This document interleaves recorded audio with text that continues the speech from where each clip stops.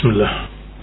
Assalamualaikum warahmatullahi wabarakatuh. Innal hamdalillah nahmaduhu wa nasta'inuhu wa nastaghfiruh wa na'udzu billahi min shururi anfusina wa min sayyiati a'malina man yahdihillahu fala mudilla lahu wa man yudlil fala hadiya lahu wa ashhadu an la ilaha illallah wahdahu la sharika lahu وأشهد أن محمدا عبده ورسوله وبعد إخواني في الدين أعزكم الله kaum muslimin pendengar radio Indah Siar yang kami hormati, alhamdulillah kita bertemu kembali pada pagi hari ini dan pembahasan kita sudah masuk pada bab taubah dari mutiara-mutiara yang disusun oleh Imam An-Nawawi rahimahullah, mutiara yang disusun oleh Imam An-Nawawi rahimahullah dari kitab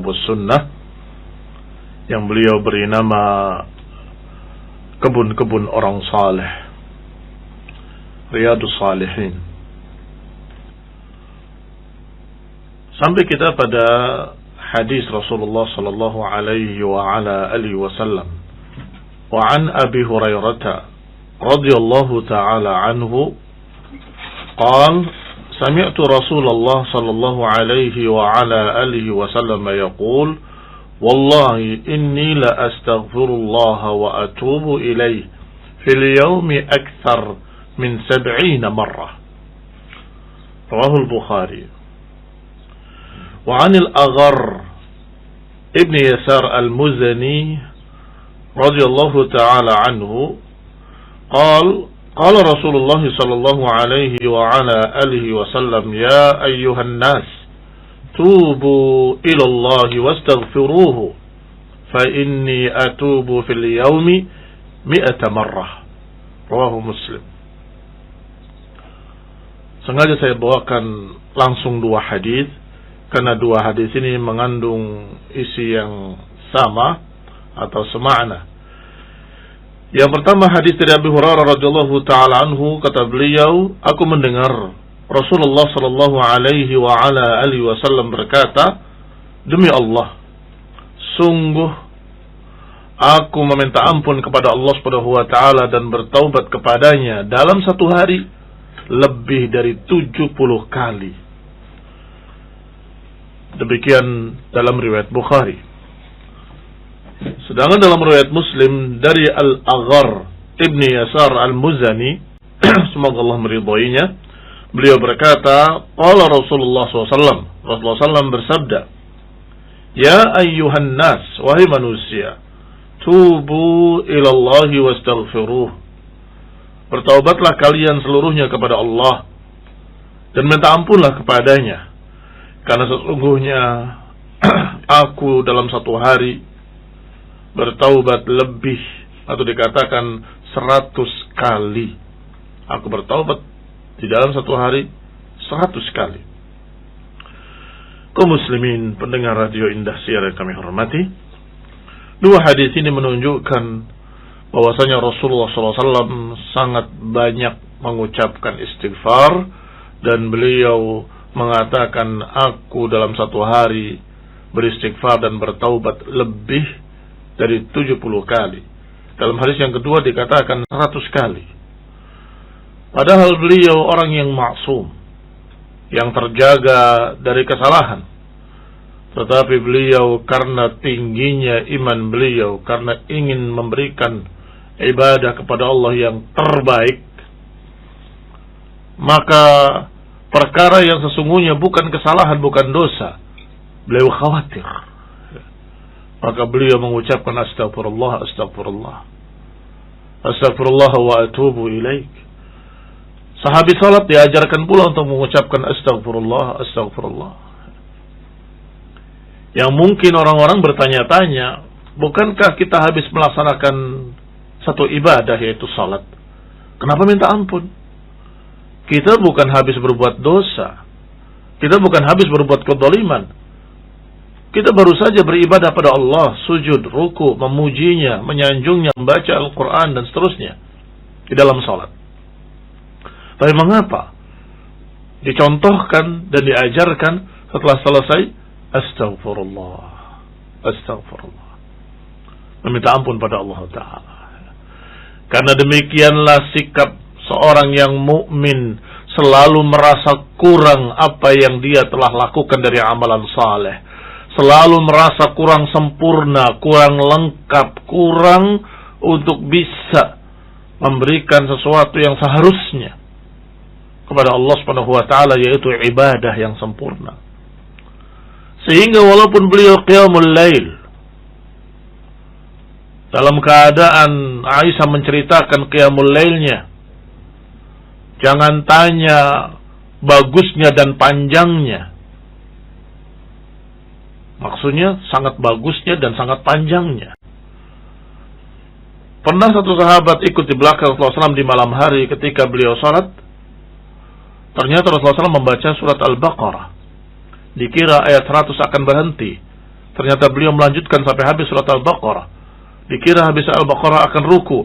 Ternyata setelah Al-Baqarah masih dilanjutkan dengan Ali Imran. Ali Imran dilanjutkan lagi dengan An-Nisa. Sallallahu alaihi wa ala alihi wasallam. Tetapi setelah itu beliau menyatakan astagfirullah, astagfirullah. Merasa belum cukup, merasa kurang, merasa belum sempurna. Padahal beliau adalah teladan. Beliau sallallahu alaihi wasallam adalah seorang yang merupakan uswah hasanah. Laqad kana lakum fi Rasulillahi uswatun hasanah. Sudah ada bagi kalian, kata Allah, pada diri Rasulullah contoh teladan yang baik. Ikhwani fillah azakumullah, kaum muslimin pendengar radio Indosiar yang kami hormati. Sampai Aisyah merasa kasihan dengan Rasulullah SAW. Kakinya bengkak karena banyaknya berdiri. Ya Rasulullah, bukankah engkau dijamin dosa-dosamu atau kesalahan-kesalahanmu yang sebelumnya dan setelahnya akan diampuni semuanya, dijamin oleh Allah? Kata Nabi menjawab dengan dua kalimat, afala akuna abdan syakura. Kalau begitu, bukankah semestinya aku harus bersyukur? Artinya beliau merasa kurang syukurnya, merasa belum mengimbangi rahmat Allah yang sangat luas, yang sangat tinggi, yang sangat besar kepadanya, merasa dia belum. Sehingga barakallahu fikum, jangan berpikir Nabi banyak-banyak beristighfar setiap harinya 100 kali atau 70 kali, kemudian kalian berpikir bahwa berarti banyak kesalahan Nabi, banyak dosa. Bukan, sama sekali. Beliau ma'sumun, terjaga dari kesalahan. Ketika beliau akan melakukan sesuatu yang tidak tepat, saya belum bilang itu adalah kesalahan. Bukan. Sesuatu yang dianggap baik tetapi itu salah, Allah sudah turunkan ayatnya. Abasa wa tawalla, berpaling dan bermuka masam ketika datang seorang yang buta. Allah tegur, dan itu maksumnya Nabi SAW. Demikian pula ketika beliau mengatakan pada istri-istrinya, kalau begitu aku tidak akan minum madu lagi, ketika mereka mengatakan bahwa madunya begini dan begitu. Allah turunkan ayatnya, ya ayuhan nabi, lima tuharrimu ma ahallallahu lak tabtaghi mardata azwajik. Wahai Nabi, mengapa engkau mengharamkan sesuatu yang Allah halalkan untukmu hanya karena mencari keridhaan istri-istrimu? Ini teguran yang sangat keras sekali kepada Nabi. Padahal beliau sallallahu alaihi wa ala alihi wasallam merasa ini adalah untuk dirinya. Artinya bukan satu dosa berubah hukum, tetapi menyatakan aku tidak mau minum madu lagi, dan aku tidak akan minum madu ini lagi karena kalian mengatakan begini dan begitu. Langsung Allah tegur, dan disinilah ismah beliau alaihi salatu wassalam, sehingga beliau tidak ada kesalahan, tidak ada kekeliruan. Selalu Allah tegur, Allah tegur, Allah tegur. Itu pun perkara yang sesungguhnya bukan satu kesalahan, bahkan bukan apalagi dosa, bukan. Tetapi sesuatu istihad untuk pribadinya sendiri, ternyata Allah tegur dan Allah luruskan. Apalagi yang lain dari perkara-perkara, apalagi dosa, ingin pun tidak. Nabi SAW berkeinginan pun tidak untuk berbuat dosa. Maka kaum muslimin rahimani wa rahimakumullah, banyak-banyak beristighfar bukan hanya karena dosa-dosa, bisa jadi karena merasa kurang sempurna ibadah yang dilakukannya, merasa belum mengimbangi syukur atau belum mengimbangi kenikmatan Allah dengan syukurnya.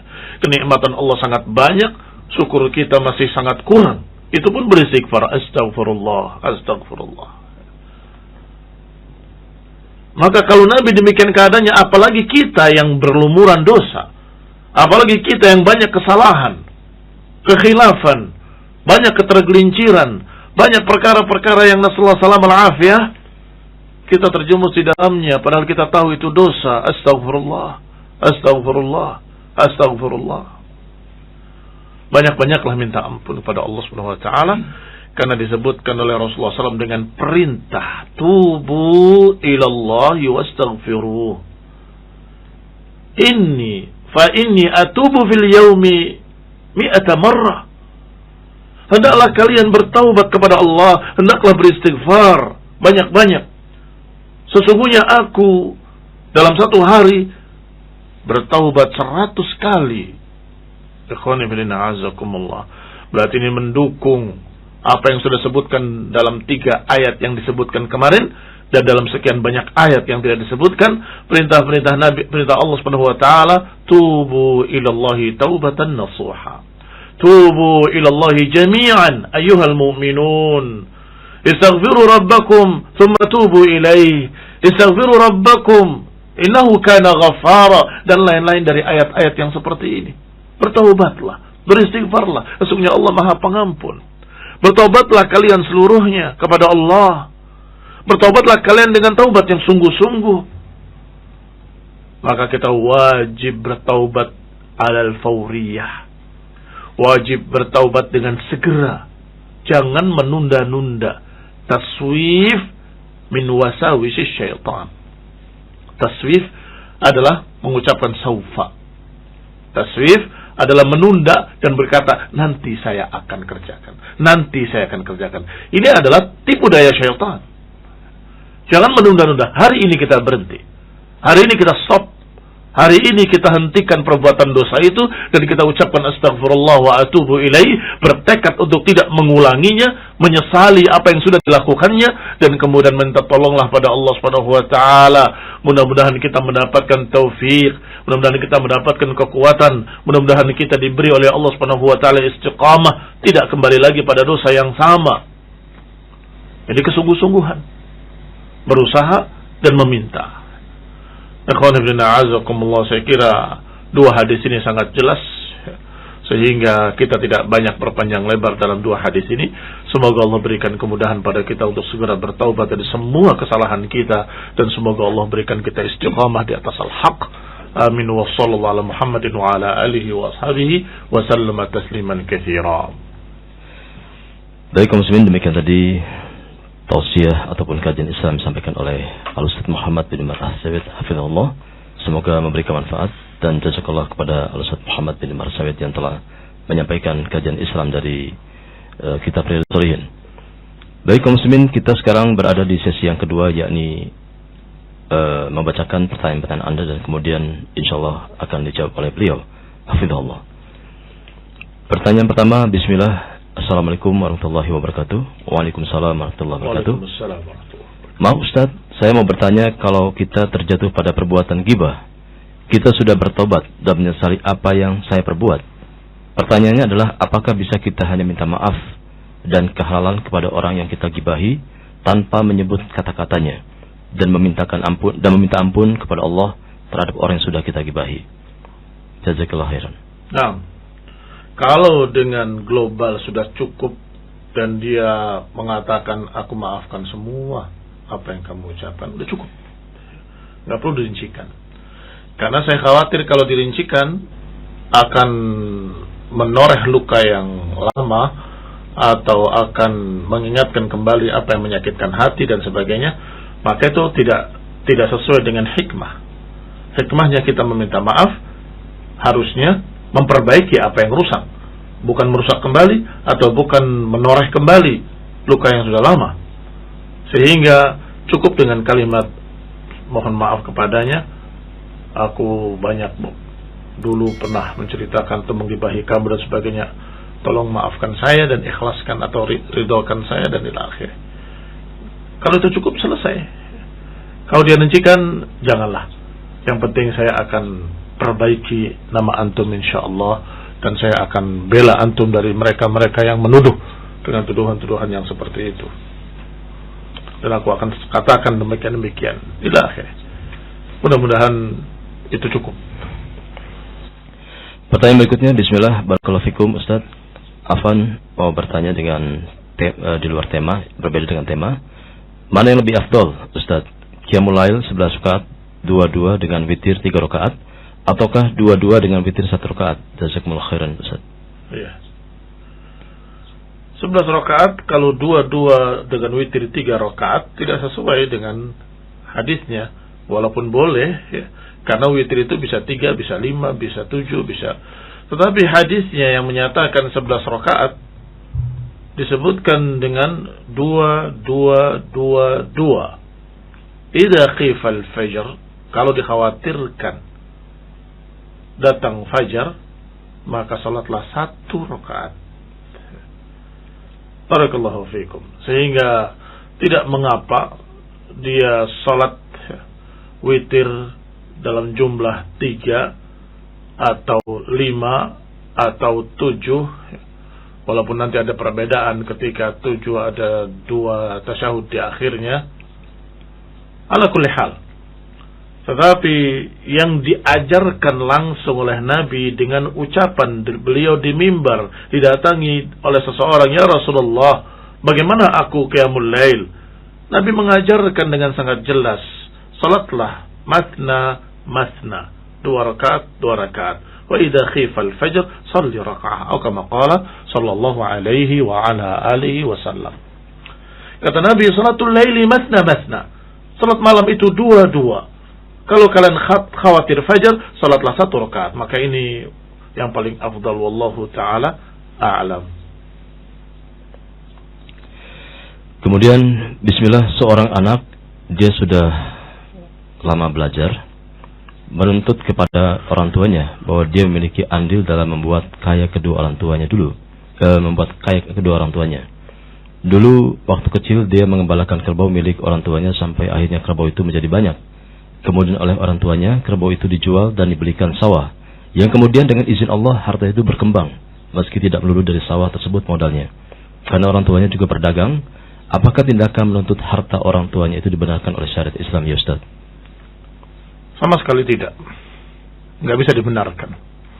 Mengapa ketika engkau menjadi seorang anak, engkau adalah seorang yang dimiliki oleh bapakmu? Dikatakan dalam sebuah hadis, engkau dan hartamu milik orang tuamu. Anta wa malik li abik. Anta wa maluka li abik. Engkau dan hartamu semuanya milik bapakmu. Sehingga tidak perlu menuntut, bahkan kalaupun benar-benar pemberian, bahkan bukan dari seorang anak, nggak boleh ngungkit-ngungkit. Apalagi anak yang disuruh orang tuanya yang wajib taat. Maka ketika dia taat, selesai. Itu tugas dia, taat. Adapun ternyata dengan bantuan dia berhasil menjadi kaya dan sebagainya, itu bukan urusan dia, itu urusan orang tuanya. Kerbaunya juga kerbau orang tuanya. Dia hanya disuruh mengembalakan. Barakallahu fiikum. Masalahnya di sini ada 2 sisi. Pertama, ketaatan seorang anak pada orang tuanya. Kedua, engkau dan hartamu milik bapakmu. Ketiga, masalah tidak bolehnya menuntut kebaikan-kebaikan. Ikhlaskanlah karena Allah SWT akan diberi oleh Allah pahala yang lebih dari itu. Akan berlipat-lipat kali Allah beri. Maka sadarilah 3 perkara ini. Pertama, engkau seorang anak yang harus taat. Maka jangan diungkit-ungkit ketaatanmu ketika engkau masih kecil. Kedua, bahwasanya engkau dan hartamu semua milik orang tuamu. Bapakmu yang dimaksud. Yang ketiga, tidak boleh menuntut pemberian dan menuntut amalan soleh yang pernah dilakukannya. karena itu akan merusak keikhlasan dan akan menghilangkan pahala. Nasallahu alaihi wal hidayah wa rahmah. Kemudian semoga Allah menjaga Anda dan keluarga Ustaz. Amin. Apakah dibenarkan meminta doa teman-teman di dalam grup WA atau meminta doa teman yang safar dan sebagainya? Jazakallahu khairan. Tidak mengapa kita meminta doa dari orang lain, dari orang yang mampu untuk berdoa, dan kita berharap kalau dia berdoa lebih dikabulkan. Akhwanudina azakumullah. Hanya saja kalau engkau berdoa sendiri tidak meminta pada orang lain, itu lebih afdal, Sehingga sebagian ulama menganggapnya meminta doa pada orang lain itu makruh. Mengapa? Karena berdoa sendiri lebih afdal. Kalau alasannya tapi kan dia lebih soleh, maka kita jawab, kenapa engkau tidak jadi soleh? Jadi solehlah, kemudian berdoalah. Maka dia tidak menengok pada siapapun, tetapi menengok pada Allah Subhanahu wa taala, langsung meminta pada Allah taala. Walaupun dikatakan tidak mengapa, tidak syirik, tidak kemudian dikatakan begini dan begitu, silahkan. Tetapi lebih afdal kalau engkau berdoa sendiri. Wallahu taala a'lam. Kemudian bismillah, izin bertanya, qadarullah dahulu tergincir kepada KPR BTN. Saya bisa melunasinya saat ini seandainya menjual seluruh aset jualan saya. Tetapi setelahnya saya tidak memiliki modal untuk berdagang. Apa nasihatnya ya Ustaz? Barakallahu fiik.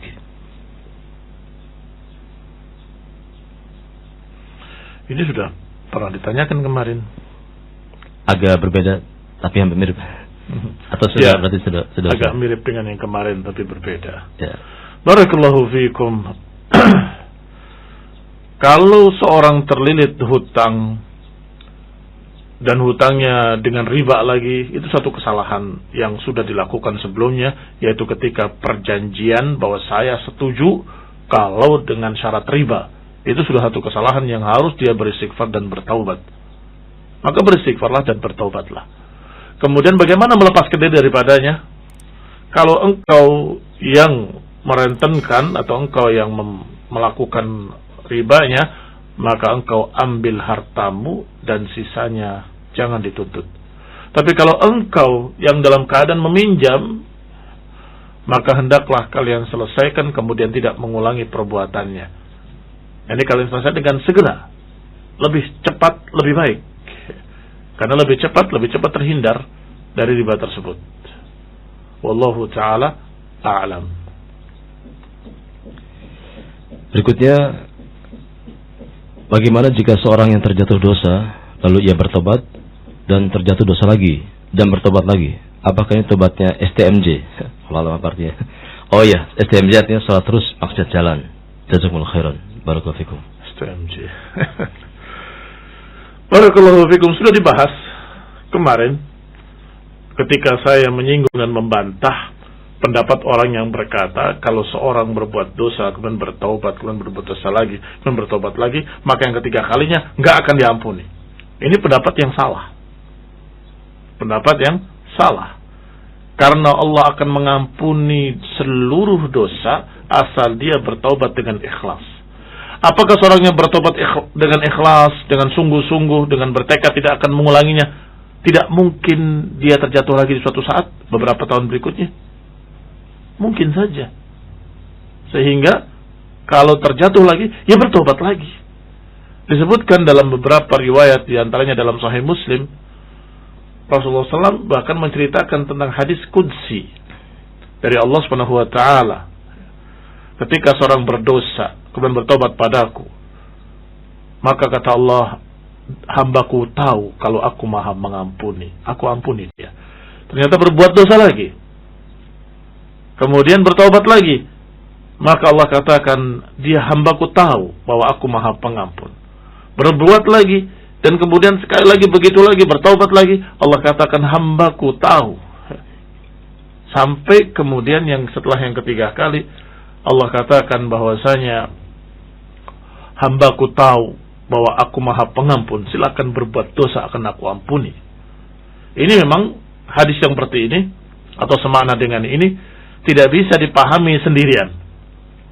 Nanti akan menjadi murji'ah. bebas berbuat apa saja, gampang istighfar. Bukan seperti itu. Maknanya kalau dia orang yang beriman kepada Allah, orang yang yakin kepada sifat-sifat Allah dan nama-namanya, dan di antara sifat afuwun ghafur, artinya orang ini memiliki iman, dan orang ini memiliki satu ketakwaan atau satu keimanan dalam hati terhadap Allah SWT, maka dosa-dosanya akan diampuni oleh Allah SWT karena tauhidnya, karena akidahnya. Atau hadis lain yang disebutkan juga, hadis qudsi, Allah menyatakan, ya ibna Adam, lau ataitani, wahai anak Adam, kalau engkau datang kepadaku, bi'ananas sama, kalau engkau datang padaku dengan sepenuh dosa sampai mencapai langit, ataitani lam tusyrik bi syai'a, tetapi engkau datang kepadaku dalam keadaan tidak syirik, aku akan ampuni seluruh dosamu dan aku tidak peduli.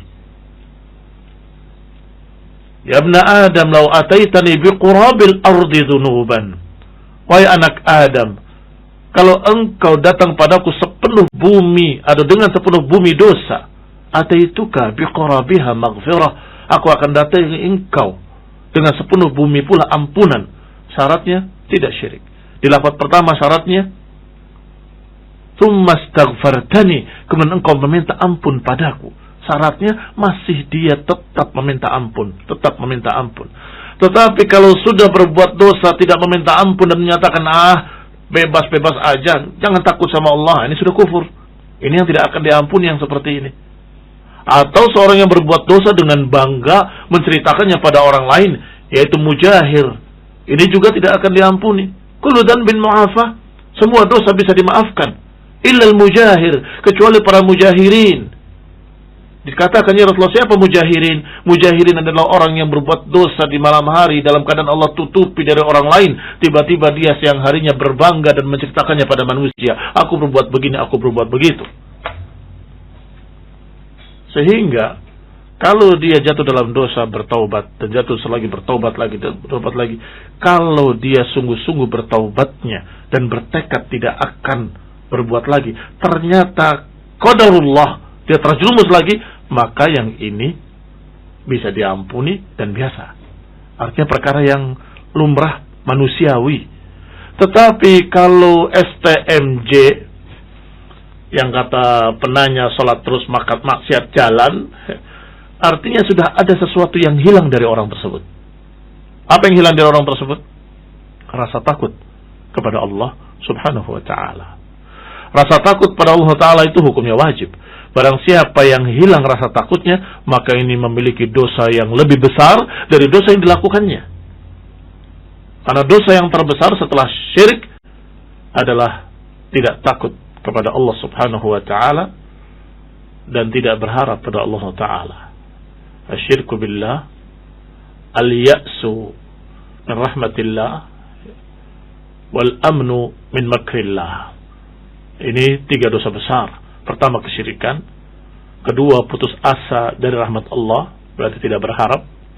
Yang ketiga, al-amnu min makrillah, merasa aman dari azab Allah, yang tidak takut dari azab Allah. Ini dosa-dosa besar. Rasulullah sallallahu alaihi wasallam, kita mengatakan kepada Allah Ta'ala as-salamah wal afiyah wal hidayah. Allah Ta'ala alam. Baik kaum muslimin, alhamdulillah jazakallahu Ustaz telah usai acara ini, dan kaum muslimin terima kasih atas atensi Anda. Adapun pertanyaan Anda yang belum terjawab, maka mohon maaf yang sebesar-besarnya, dan semoga bisa ditanyakan pada kesempatan lain waktu insyaallah. Dan semoga apa yang beliau sampaikan dapat memberikan kepada kita manfaat yang besar untuk kita senantiasa menjadi hamba yang bertaubat dan bersyukur kepada Allah Subhanahu wa taala. Baik kaum muslimin, akhir kalam kami undur diri. Wassallallahu ala Muhammadin walhamdulillahirabbil alamin. Subhanakallahumma bihamdika asyhadu an la ilaha illa anta astaghfiruka wa atubu ilaik. Wassalamualaikum warahmatullahi wabarakatuh.